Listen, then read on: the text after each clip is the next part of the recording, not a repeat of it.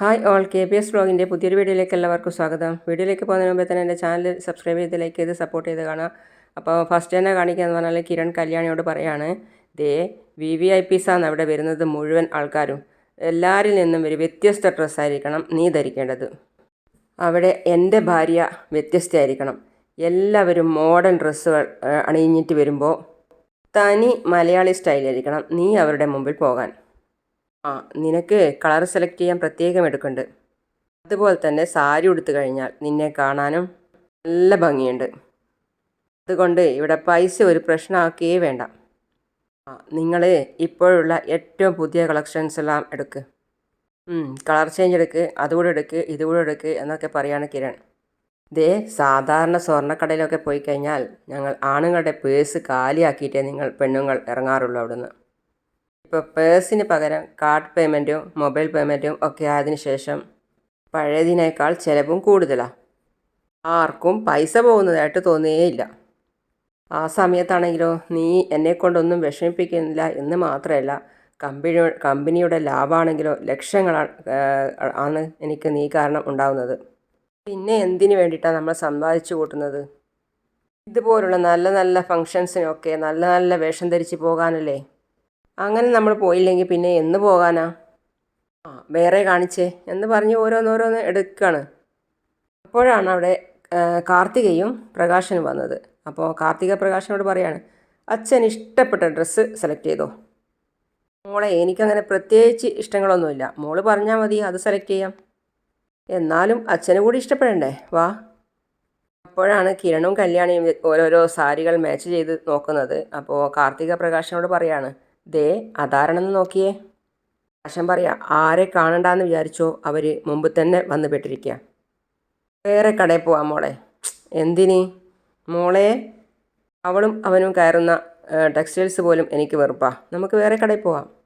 അത് ശരിയല്ല, അവർ കയറുന്നിടത്ത് തന്നെ കയറി അച്ഛൻ നല്ല അടിപൊളി ഡ്രസ്സ് എടുക്കുക വേണ്ടത്.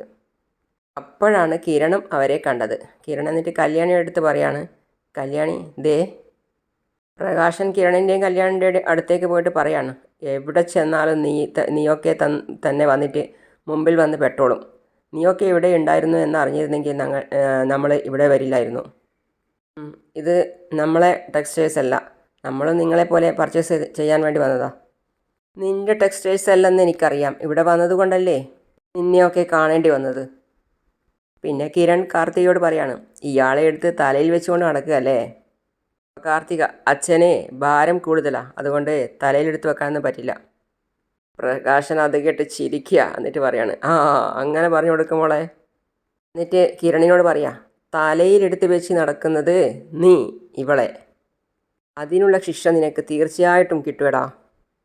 ഞാനും കുറേ കാലം നിന്നെ തലയിലെടുത്ത് വെച്ചുകൊണ്ട് നടന്നതല്ലേ, എന്നിട്ട് എന്നെ തൊഴിച്ചിട്ട് നീ പോയില്ലേടി. എന്താ പറഞ്ഞ്? ഇവളെ നിങ്ങളെടുത്ത് തലയിൽ വെച്ചെന്നോ? സ്വന്തം മോളോട് ഇയാൾ ചെയ്തതൊന്നും കാർത്തികയ്ക്ക് മനസ്സിലായിട്ടുണ്ടാവില്ല. അത് ഇയാളൊന്നും പറഞ്ഞു തന്നു കാണില്ല. കുറേയൊക്കെ എനിക്ക് പറഞ്ഞു തന്നിട്ടുണ്ട്, അതിൽ കൂടുതൽ എനിക്ക് നിങ്ങൾ ഒന്നും മനസ്സിലാക്കി തരണ്ട. സാധാരണ എല്ലാ അച്ഛനമ്മമാർക്കും പെൺമക്കളോട് ഭയങ്കര സ്നേഹമായിരിക്കും. തിരിച്ചും ഏതാണ്ട് അങ്ങനെ തന്നെയാണ്. പക്ഷേ ഇവിടെ കിരണിനെ പോലെ ഒരു ഭർത്താവിനെ കിട്ടിയപ്പോൾ ജനിപ്പിച്ച അച്ഛനെ പോലും മറന്നവളാ ഈ നിൽക്കുന്നവൾ. ഇവക്കും ഇവളുടെ ചേച്ചിക്കും വേണ്ടി ഞാൻ ചെയ്യാത്ത പണികളൊന്നുമില്ല മോളെ. മുണ്ട് മുറുക്കി കൊടുത്തിട്ടാ ഞാൻ ഇവളുമാരെ പഠിപ്പിച്ചു, ഭക്ഷണം വാങ്ങിക്കൊടുത്തു. എന്നിട്ട് എല്ലാം കഴിഞ്ഞപ്പോൾ, എൻ്റെ ചോര ആവിയായി കഴിഞ്ഞപ്പോൾ, എന്നെ കിട്ടിക്കഴിഞ്ഞപ്പോൾ എന്നെ വിട്ടിട്ട് പോയി. എടോ, താൻ കൂടുതലൊന്നും സംസാരിക്കണ്ട. കാർത്തികയെ കള്ളം പറഞ്ഞ് വിശ്വസിപ്പിച്ച് താനും തൻ്റെ അമ്മയും മോനും ഒക്കെ കാർത്തികയുടെ മനസ്സിൽ ഇടം നേടിയത് ഞങ്ങൾക്കെല്ലാവർക്കും അറിയാം. പക്ഷേ ഇയാൾ എന്താണെന്ന് എന്നെങ്കിലും ഒരു ദിവസം കാർത്തിക മനസ്സിലാക്കും. കിരൺ കാർത്തികയോട് പറയാം. കാർത്തിക മനസ്സിൽ ചിന്തിക്കുകയാണ്, അത് ഞാൻ എന്നേ മനസ്സിലാക്കിയതാ. തൽക്കാലം നിങ്ങളെ വേദനിപ്പിക്കാതെ നിവൃത്തിയില്ല. ഈ ലോകത്തിലുള്ള എല്ലാവരും നീയും ഇവളും പറയുന്നത് ഒന്നും വിശ്വസിക്കാൻ പോകുന്നില്ല. തലയ്ക്കകത്ത് നല്ല വെളിച്ചമുള്ള ഓളാ എൻ്റെ കാർത്തിക മോൾക്ക്. അതുകൊണ്ട് നീയൊക്കെ എന്തൊക്കെ പറഞ്ഞാലും അച്ഛനായ എന്നെ എൻ്റെ കാർത്തിക മോൾ തള്ളിക്കളയില്ല. അച്ഛനോ? അതെ, അച്ഛൻ. നീയൊക്കെ നിൻ്റെ അച്ഛനെ തള്ളിക്കളഞ്ഞതുകൊണ്ട് ഞാനിപ്പം നിൻ്റെ അച്ഛനെ പോലെ സ്നേഹിക്കുന്നത്. അതുകൊണ്ട് നിൻ്റെയൊക്കെ നാവിൽ നിന്ന് വരുന്ന വിഷം ചീറ്റുന്ന വാക്കുകൾ ഞാൻ വിശ്വസിക്കാൻ പോകുന്നില്ല. അതൊക്കെ എന്തെങ്കിലും ആയിക്കോട്ടെ, നാളെ നടക്കാൻ പോകുന്നത് എന്താണെന്ന് ഞങ്ങൾക്ക് നന്നായിട്ടറിയാം. ഏതായാലും കണ്ട സ്ഥിതിക്ക് ഒരു നല്ല കാര്യം നിങ്ങളോട് പറഞ്ഞേക്കാം. കല്യാണി മറ്റന്നാൾ ഡൽഹിക്ക് പോവുക. ഒരു ഇൻ്റർനാഷണൽ ഫെസ്റ്റിവൽ നടക്കുന്നുണ്ട്. അവിടെ വെച്ച് ഇവളെ ആദരിക്കുന്നുമുണ്ട്. ആശ ഒരുമാതിരി കളിയാക്കി ചിരിക്കുക. നീ എത്ര രൂപ ചിലവാക്കിടേ? കാർത്തികയ്ക്ക് മനസ്സിൽ നല്ല സന്തോഷത്തിൻ്റെ ചിരിയാണ്. ഈ അംഗീകാരമൊക്കെ വാങ്ങിച്ചു കൊടുക്കാൻ നീ എത്ര കാശ് മുടക്കിയടേ? പത്രത്തിലും ടി വിയിലൊക്കെ ഇവളെക്കുറിച്ച് വന്ന വാർത്തകളൊന്നും താൻ കണ്ടില്ലായിരുന്നോ? ഇവളെക്കുറിച്ച് വല്ല വാർത്തയും പത്രത്തിലെങ്ങാനും വന്നാൽ ആ പത്രം ഞാൻ കീറിക്കളയും. പ്രകാശം പറയാം. ടി വിയിൽ വല്ലതും ഇവളെ മോന്താ ഞാൻ കണ്ടാൽ ആ ടി വി ഞാൻ തല്ലി പൊട്ടിച്ചു കളയും. അത്രയ്ക്ക് ദേഷ്യ എനിക്ക് നിന്നോട്. കാർത്തിക പറയാണ്, സംസാരിച്ചത് മതി അച്ഛാ, നമ്മളിവിടെ പർച്ചേസിന് വന്നതല്ലേ, അത് കഴിഞ്ഞിട്ട് നമുക്ക് പോകാൻ നോക്കാം. എടീ, നീ ഏത് ഡൽഹിക്ക് പോയാലും അമേരിക്കയ്ക്ക് പോയാലും നന്നാവാൻ പോകുന്നില്ല. ഇവളെ നിൻ്റെ നാശാക്കിരണേ. നീ പറഞ്ഞില്ലേ എൻ്റെ മോളോട് നീ മനസ്സിലാക്കാനുണ്ടെന്ന്? നീ മനസ്സിലാക്കും ഇവളെക്കുറിച്ച്. കുറച്ചു കാലം കഴിഞ്ഞ് കുത്തുവാളെടുക്കുമ്പോൾ നീ എൻ്റെ കാൽക്കൽ വന്ന് വീഴും. പറയും, അമ്മയച്ചാ, അമ്മയച്ചൻ പറഞ്ഞതാണ് ശരി, ഞാൻ ചെയ്തത് തെറ്റാണ്, അവളാണെൻ്റെ നാശം, ഇവളാണെൻ്റെ നാശത്തിന് കാരണമെന്ന് നീ വന്ന് പറയടാ. ദാ ഇവള്. എന്നാലും സ്വന്തം മകളല്ലേ അച്ഛാ, അതുകൊണ്ട് അച്ഛൻ കൂടുതലൊന്നും പറയണ്ട. അച്ഛൻ ഇങ്ങോട്ട് വാ. നീ പോയി പൊന്നാടയൊക്കെ വാങ്ങിക്ക്. എൻ്റെ വേർപ്പാ നീ ഇപ്പോൾ ആസ്വദിക്കുന്നത്. കല്യാണിയോട് അതും പറഞ്ഞ് കാർത്തികയോട്, വാ മോളെ. കിരൺ പറയാണ് എന്നിട്ട് കല്യാണിയോട്, അയാൾ പറഞ്ഞത് കേട്ടില്ലേ, അയാൾ ചോര നീരാക്കിയാ നിന്നെ വളർത്തിയെന്ന്. അങ്ങനെ എന്തൊക്കെയോ കള്ളങ്ങൾ പറഞ്ഞിട്ടാ അവരെ പാട്ടിലാക്കിയത്. പിന്നെ അവരുടെ സ്നേഹത്തിന് അധികം ആയുസ്സൊന്നുമില്ല. അതെപ്പോൾ താഴെ വീണ് ഉടയുമെന്ന് നോക്കിയാൽ മാത്രം മതി. അയാളെങ്ങോട്ടെങ്കിലും പോട്ടെ, നീ വാ, സാരി സെലക്ട് ചെയ്യ്. പിന്നെ കാണിക്കുന്നത് പ്രകാശൻ ഓരോരോ ഷർട്ട് സെലക്ട് ചെയ്യുകയാണ്. എന്നിട്ട് മോളോട് ചോദിക്കുകയാണ്, മോളെ ഇതെങ്ങനെയുണ്ട്? കാർത്തിക വെച്ച് നോക്കിയിട്ട് പറയാണ്, ഇത് പോരെ, എന്നാൽ വേറെ എടുക്ക്. പ്രകാശൻ ഓരോ ഷർട്ട് കൊടുത്തിട്ട് ഇതെങ്ങനെയുണ്ട് എന്ന് ചോദിക്കുകയാണ്. അപ്പോൾ കാർത്തികയുടെ മനസ്സ് നിറയെ കിരണും കല്യാണിയുമാണ്. അവരെ നോക്കിയിട്ട് സന്തോഷത്തോടെ ചിരിക്കുകയാണ്. പക്ഷേ പുറത്ത് പറയാൻ പറ്റില്ലല്ലോ. ആ, ഇത് സൂപ്പർ. ആണോ? എന്നാൽ പിന്നെ മോള് പറഞ്ഞാൽ അതിൽ അപ്പീലില്ല. കാർത്തിക ദൂരെ നിന്ന് ചിന്തിക്കുകയാണ്. കല്യാണിക്ക് കിട്ടിയത് അവളെ സ്നേഹിക്കാൻ അറിയുന്ന, അവളെ മനസ്സിലാക്കാൻ കഴിവുള്ള നല്ലൊരു ഭർത്താവിനെയാണ്. അവൾ ഒരുപാട് കാലം സന്തോഷത്തോടെ ജീവിക്കട്ടെ. പിന്നെ കാർത്തികയുടെ അമ്മയാണ് കാണിക്കുന്നത്. അമ്മ പറയാണ് പ്രകാശനെ പറ്റിയിട്ട്, അവൻ്റെ പ്രതീക്ഷകൾ വാനോളം ഉയരട്ടെ, അവൻ സ്വപ്നങ്ങൾ നെയ്തു കൂട്ടട്ടെ. അങ്ങനെ സ്വപ്നങ്ങൾ നെയ്യാൻ മോൾ അവനെ പഠിപ്പിക്കണം. ഇപ്പം പാവപ്പെട്ട പെൺകുട്ടികളെ പ്രേമിച്ച് വശത്താക്കിയിട്ട് വഞ്ചിക്കുന്നത് അവൻ്റെ മോനല്ലേ.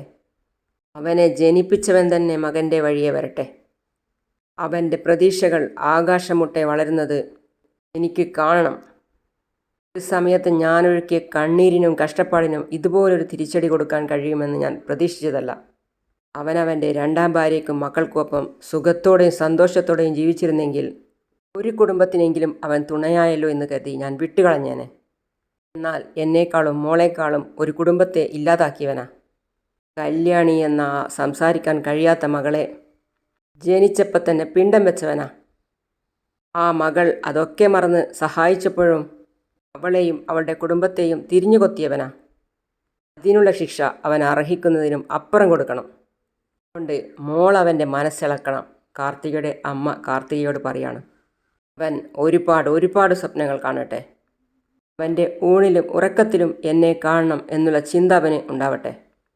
എല്ലാം കഴിഞ്ഞൊരു പ്രത്യക്ഷപ്പെടലുണ്ട്. ആ നിമിഷം എത്തുന്നതിന് മുമ്പ് അവൻ എൻ്റെ മുഖമൊന്ന് കാണാനായിട്ട്, ഞാനുമായി ഒന്ന് സംസാരിക്കാനായിട്ട് ഭക്തിയോടെ നടക്കണം. അപ്പോൾ കാർത്തിക പറയാണ്, നമ്മൾ മനോഹരമായി തന്നെ തുടങ്ങിക്കഴിഞ്ഞു. ഇനിയിപ്പം നമ്മളെ തീരുമാനത്തിൽ നിന്നും പിന്നോട്ട് പോകുന്ന പ്രശ്നമില്ല. എന്നെ കാത്തു താഴെ ഇരിപ്പുണ്ട്. ഇപ്പം തന്നെ അയാളുടെ നെഞ്ചിനകത്ത് ഞാൻ കുളിര് കോരി ഇട്ടോളാം. അതിൻ്റെ റിസൾട്ട് ഉടനെ തന്നെ ഉണ്ടാവും. ഒന്നിച്ച് ഒരു ചായ കുടിച്ചിട്ട് പോകാം മോളെ. സമയമില്ല അമ്മേ, ഞാൻ നൈറ്റിൽ വരാൻ നോക്കാം. എന്നിട്ട് നമുക്ക് ഒന്നിച്ച് ഡിന്നർ കഴിക്കാം. ശരി മോളെ എന്ന് പറഞ്ഞ് അമ്മയും മോളും കെട്ടിപ്പിടിച്ചിട്ട് പോവാണ്. കാർത്തിക വന്ന് വണ്ടിയിലിരുന്നപ്പോൾ പ്രകാശം പറയാണ്, മോളെന്താ അങ്ങോട്ട് കയറിപ്പോയത്? അവിടെ മോളെ കാത്തിട്ട് ആരെങ്കിലും നിൽപ്പുണ്ടായിരുന്നോ? അതെ, അവിടെയാണ് എൻ്റെ ബിസിനസ് മീറ്റിംഗ് നടക്കുന്നത്. ഓ, അതൊരു ഹോട്ടലാണല്ലോ. അതെ, മൊത്തം ഫോറിൻ കൺട്രീസിൽ നിന്നുള്ള ആൾക്കാരാ. പിന്നെ മറ്റ് സ്റ്റേറ്റ്സിൽ നിന്നും ആൾക്കാരും ഉണ്ട്. ഞാൻ കളർഫുൾ ഡ്രസ്സൊക്കെ വാങ്ങി തന്നിട്ടുണ്ട്. പല കളറും എൻ്റെ സെലക്ഷനല്ല. അയ്യോ അയ്യോ, മോള് പറഞ്ഞിട്ടില്ലേ ഞാനതൊക്കെ എടുത്തത്. മോളുടെ സെലക്ഷനല്ലേ? മോളുടെ സെലക്ഷനാണെന്ന് പറഞ്ഞതുകൊണ്ടാണ്. അല്ലാതെ എനിക്കിങ്ങനെ കളർഫുൾ സെലക്ഷനൊന്നും ഇട്ടിട്ട് ഷർട്ടൊന്നും ഇട്ടിട്ട് ശീലമില്ല. അച്ഛാ, ആ കളർ തന്നെ എടുക്കണമെന്ന് എന്നോട് പറഞ്ഞത് വേറൊരാളാ? അതാരാ? എനിക്കൊന്നും വളച്ചു കെട്ടുന്ന ഇഷ്ടമല്ല. എൻ്റെ അമ്മയാണ് എന്നോട് അങ്ങനെ പറഞ്ഞത്. അതുകൊണ്ട് അമ്മ ചിലപ്പോൾ ഈ ഡ്രസ്സിൽ അച്ഛനെ കാണാൻ ആഗ്രഹിക്കുമായിരിക്കും. ആ, അമ്മയുടെ നമ്പർ കയ്യിലുണ്ടല്ലോ. മോളെനക്ക് അന്ന് അയച്ചു തന്നില്ലേ? അത് ഉണ്ട്. പിന്നെ ഒന്നും അങ്ങനെ ലേറ്റ് ആക്കേണ്ട കാര്യമില്ല. മനസ്സിലായില്ല മോളെന്താ പറഞ്ഞു വരുന്നതെന്ന്. 52 വയസ്സായില്ലേ? എന്നിട്ട് ഞാൻ പറഞ്ഞത് മനസ്സിലായില്ലേ? നീ പറയുന്നത് എന്താണെന്നൊക്കെ എനിക്ക് മനസ്സിലാവുന്നുണ്ട്. അതിപ്പം നിന്റെ മുമ്പ് കാണിക്കാൻ പറ്റുമോ? അല്ല മോളെ, ഈ മെസ്സേജ് ഞാൻ അയക്കണമെന്നല്ലേ? പ്രണയത്തിന് പ്രായമൊന്നുമില്ലെന്നാ പറയുന്നേ. ആണും പെണ്ണും പരസ്പരം പ്രേമിച്ചു കഴിഞ്ഞാൽ പ്രായം കുറയുന്നത് പോലെ തോന്നും. ഞാനങ്ങനെ ആരെയും ഇതുവരെ പ്രേമിച്ചിട്ടില്ല മോളെ. അതുകൊണ്ട് എനിക്കിതിനെ പറ്റിയൊന്നും നല്ല വശമില്ല. പിന്നെ എൻ്റെ അമ്മയും അങ്ങനെ തന്നെ. ഏതായാലും ഇപ്പോൾ അങ്ങനെ ഒരു അവസരം ഒത്തു വന്നിരിക്കുന്നത്. ഞാൻ അച്ഛനെക്കുറിച്ച് പറഞ്ഞ് അച്ഛനെ മാത്രം ചിന്തിക്കുന്ന ഒരവസ്ഥയിലായി അമ്മ. പിന്നെ ഞാനൊരു മോളാണല്ലോ എന്ന് കരുതിയിട്ട് എന്നോടൊന്നും പറയാതിരിക്കുക. എങ്കിലും എന്നോട് സംസാരിക്കുമ്പോൾ മനഃപൂർവ്വം അച്ഛൻ്റെ വിഷയങ്ങൾ എടുത്തിടാറുണ്ട്. എന്ന് വെച്ചാൽ അച്ഛൻ്റെ കാര്യങ്ങൾ അറിയാൻ അമ്മ ഒരുപാട് താല്പര്യപ്പെടുന്നുണ്ടെന്നാണ് അതിനർത്ഥം. അപ്പോൾ അയാൾക്കെല്ലാം സന്തോഷമായി. അപ്പോൾ കാർത്തിക മനസ്സിൽ ചിന്തിക്കുക, അയ്യടാ, തന്നെ പോലൊരു സാധനത്തെ കടിച്ച് കീറാന്നല്ലാതെ സ്നേഹിക്കാൻ അമ്മയ്ക്ക് തോന്നിയിട്ടില്ല എന്നെ താൻ ഓടയിൽ എറിഞ്ഞതിന് ശേഷം. എന്നാൽ പിന്നെ നമുക്ക് നമ്മളെ വർക്ക് സൈറ്റ് വരെ ഒന്ന് പോകാം. അത് കഴിഞ്ഞ് അച്ഛന് വീട്ടിലേക്ക് പോയിക്കോ. ഓ, പറഞ്ഞതൊക്കെ മനസ്സിലുണ്ടാവണേ. മെസ്സേജ് അയക്കുന്ന കാര്യമല്ലേ? മോളുടെ സന്തോഷവും മോളുടെ അമ്മയുടെ സന്തോഷവും എൻ്റെ സന്തോഷവും ഒന്നല്ലേ? അപ്പോൾ പിന്നെ എല്ലാവരും ഹാപ്പിയായി മാറുമല്ലോ. പോവാം. പ്രകാശം വരുന്നതും കാത്ത് അമ്മ ഇരിപ്പാണ് വീട്ടിൽ. അപ്പോൾ അമ്മ ചോദിക്കുകയാണ്, എന്താടാ കയ്യിലൊരു കവറൊക്കെ? കണ്ടിട്ട് മനസ്സിലാവുന്നില്ലേ?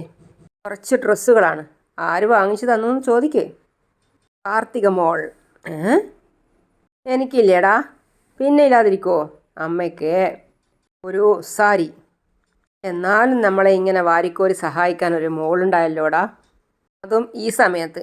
എൻ്റെ അമ്മേ, നല്ല മനസ്സുള്ളവരെ ദൈവം കാത്തുരക്ഷിക്കും. ആരോരുമില്ലാത്തവരെ ആരെങ്കിലുമൊക്കെ സഹായിക്കാനുണ്ടാവും. പിന്നെ ആരും ആരെയും ചുമ്മാതൊന്നും സഹായിക്കത്തില്ല അമ്മേ. പിന്നെ കാർത്തിക മോള് എന്നെ സഹായിക്കുന്നതിൽ കൃത്യമായ ഉദ്ദേശങ്ങൾ അവൾക്കുണ്ട്. അതെന്താടാ? അതൊക്കെ പിന്നെ പറയാം. അമ്മേ, എന്താടാ അത്? അമ്മേ, നല്ലൊരു നിലവിളക്ക്, സ്വർണ്ണ കളറിലുള്ളൊരു നിലവിളക്ക് തയ്യാറാക്കി വെച്ചോ. എന്താടാ, നീ വീണ്ടും കല്യാണം കഴിക്കാൻ പോന്നാ? അതോ ആ കൊച്ചു കെട്ടാൻ പോന്നോ? എങ്കിൽ വിക്രത്തെ കൊണ്ട് നീ വീണ്ടും കല്യാണം കഴിപ്പിക്കാൻ പോന്നോ? പ്രകാശം ചിരിക്കുകയാണ് അമ്മൂമ്മയുടെ സംസാരം കേട്ടിട്ട്. എന്നിട്ട് പറയാ, എൻ്റെ അമ്മയെ പൂരം കൊടികേറാൻ പോകുന്നല്ലേ ഉള്ളൂ. കൊടികേറിക്കഴിഞ്ഞാൽ വർണ്ണാഭമായ കാഴ്ചകൾ കാണാം. ഓക്കെ, പോട്ടെ. എനിക്ക് എൻ്റെ കാർത്തിക മോൾ വാങ്ങിച്ചു തന്നത് നല്ല കളർഫുൾ ഡ്രസ്സാണ്. നീ ഇപ്പം മൊത്തത്തിലൊരു കളറായടാ മോനെ. ആണോ? പ്രകാശിന് നല്ല സന്തോഷം ചിരിവാ. എന്നെ കളറാക്കേണ്ടതും ചെറുപ്പമാക്കേണ്ടതും കാർത്തിക മോളുടെ ലക്ഷ്യമാണമ്മേ. അമ്മേ, നമുക്കിപ്പോൾ കോടികൾ വരാനുള്ള സാധ്യതയാണ് വന്നുകൊണ്ടിരിക്കുന്നത്. നമ്മളെപ്പോഴും പറയാറില്ലേ, രാജാവിനെ പോലെ വാഴുന്നു. നമ്മളെ മോൻ, അവൻ രാജാവിനെ പോലെ വാഴാൻ പോകുന്ന അമ്മേ. അതിനുള്ള സമയമാണ് വന്നിരിക്കുന്നത്. അതുപോട്ടെ, ഒന്നും പറഞ്ഞില്ല. കുറേ നേരം കൊണ്ട് തന്നെ മുഖം നോക്കി നിൽക്കുകയല്ലേ. എൻ്റെ മുഖം കണ്ടിട്ടൊന്നും തോന്നുന്നില്ല. എന്തെങ്കിലും വ്യത്യാസം, ഡിഫറൻസ്? മുഖം നന്നായിട്ട് തിളങ്ങുന്നുണ്ടല്ലോടാ, മാർബിൾ പോലെ. എന്ത് പറ്റിയടാ? എന്ത് ചെയ്ത്? അപ്പോൾ പ്രകാശൻ ചിരിക്കുക. മുന്തിയ ഒരു ബ്യൂട്ടി പാർലറിൽ പ്രകാശൻ വരുന്ന വഴിയിൽ കയറി. താടിയൊക്കെ ഷേപ്പ് ചെയ്തു, മീശയൊക്കെ ട്രിം ചെയ്തു, മുഖമൊക്കെ തേച്ച് മിനുക്കിയെടുത്തു. ഒരുപാട് കാശായ അമ്മേ. 5 സ്റ്റാർ ബ്യൂട്ടി പാർലറിലാ. എന്നെ കൂടെ ഒരു ദിവസം ഒന്ന് കൊണ്ടുപോകാൻ പറയടാ കൊച്ചിനോട്. എനിക്കും ഒന്ന് മിനുങ്ങണടാ. അപ്പോൾ പ്രകാശം പറയാം, അയ്യടാ, വയസ്സാം കാലത്ത് കിളവിയുടെ ഒരു മോഹം. കൊണ്ടുപോകാം അമ്മേ. അയ്യോ, ബ്യൂട്ടി പാർലറിലല്ല, മസാജ് പാർലറുണ്ട് അവിടെ. ഈ വയസ്സായവർക്കൊക്കെ മസാജ് ചെയ്യുന്ന അവിടെ വേണമെങ്കിലും കൊണ്ടുപോകാം. അല്ലേ വേണ്ട, ഈ ബ്യൂട്ടി പാർലർ ഇവിടെ കൊണ്ടുവരാം. അതിനുള്ള പണം നമ്മുടെ കയ്യിൽ വരാൻ പോവുമല്ലേ. നമ്മളെന്ത് പറഞ്ഞാലും കാർത്തിക മോൾ കേൾക്കും. അപ്പം അമ്മൂമ്മ പറയാണ്, എന്ത് പറഞ്ഞാലും നീ ഇപ്പം സുന്ദരനായിട്ടുണ്ട്, ഇപ്പം എൻ്റെ മോനാണെന്ന് പറയും. ഓഹോ അയ്യോ, അപ്പം നേരത്തെ പറയത്തില്ലായിരുന്നോ? അറ്റാക്കൊക്കെ വന്ന് രക്തമൊക്കെ കുറഞ്ഞ് മുഖമൊക്കെ ഒന്ന് കറുത്തിരുന്നു, ഇപ്പോൾ ഒന്ന് ചുമന്നിട്ടുണ്ട്. ഇപ്പം എന്നെ പോലെ ആയിട്ടുണ്ട്. ആരെപ്പോലെ?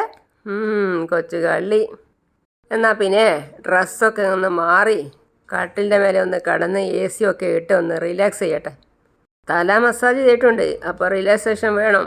പ്രകാശം പോയി കഴിഞ്ഞപ്പോൾ അമ്മൂമ്മ സാരീൻ്റെ കവർ തുറന്ന് നോക്കാണ്. എടുത്തിട്ട് പറയാണ്, യോ ദൈവമേ അടിപൊളിയാണല്ലോ. പ്രകാശം മുകളിൽ പോയി ഡ്രസ്സൊക്കെ ഒന്ന് ശരീരത്തിൽ വെച്ചിട്ട് അതിൻ്റെ കളർഫുള്ള് നോക്കി നല്ല അടിപൊളിയാണോ നോക്കുക. വേറെയും ഷർട്ട് വെച്ച് നോക്കിയിട്ട് പറയാണ്, കളർഫുള്ളാണ്, പക്ഷേ ലൂസാണ് ഷർട്ട്. ആഹാ ഇത് കൊള്ളാം, ഇത് നല്ല കളറുമാണ്, ഒരു ചെറുപ്പക്കാരൻ്റെ ലുക്കും ഉണ്ട്. സെലക്റ്റഡ് ഇത് മതി, ഇനി ഇത് മതി. പ്രകാശന് മനസ്സിന് ഇഷ്ടപ്പെട്ട ഒരു ടീഷർട്ടെല്ലാം എടുത്തിട്ട് നല്ല അടിപൊളിയായി മുടിയൊക്കെ ചെയ്യുക നല്ല. എന്നിട്ട് കണ്ണാടി നോക്കിയിട്ട് പറയാണ്, ഇനി ഒരു സെൽഫി ആവാം. അങ്ങനെ പ്രകാശന് ഇഷ്ടപ്പെട്ട ഷർട്ടിട്ട് സെൽഫിയൊക്കെ എടുത്തിട്ട് അയച്ചു കൊടുക്കുകയാണ് കാർത്തികയുടെ അമ്മക്ക്. അപ്പോൾ കാർത്തികയുടെ അമ്മ ഓരോരോ ഫോട്ടോസ് നോക്കി അന്തം വിട്ട് നിൽക്കുകയാണ്, എങ്ങനെ എവിടെ തുടങ്ങണം എന്നറിയാതെ നിൽക്കുകയാണ്. അങ്ങനെയാണ് ഇന്നത്തെ കഥ അവസാനിക്കുന്നത്. അപ്പോൾ അടുത്ത വീഡിയോ ആയിട്ട് ഉടൻ വരുന്നതാണ്. അതുവരേക്കും see you all.